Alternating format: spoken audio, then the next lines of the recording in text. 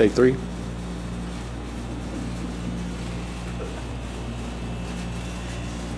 Have you ever had to deal with the stresses of life and death? My name is SPC Paknia, and I'm going to tell you a little bit about myself. From a car accident as a teenager, to my work as a corrections officer at a maximum security prison, to a more recent deployment. When I was 17 years old, before I met my wife, I was involved in a fatal 3-car collision.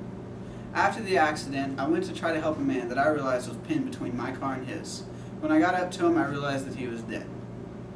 Not knowing what to do in the situation, I broke my back window and got my cell phone to call 911.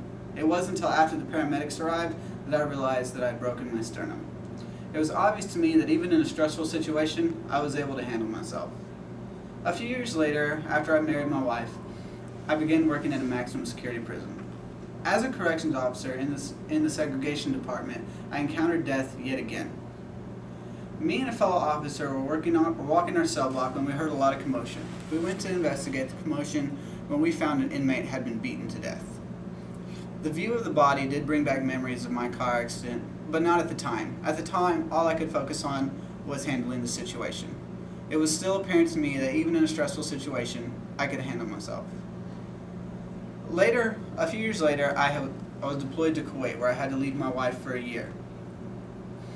Unfortunately, as a combat medic, I encountered death on a regular basis. The most memorable to me was a car accident where a man lost his life. This is the first time I had ever had a man's life or death in my hands.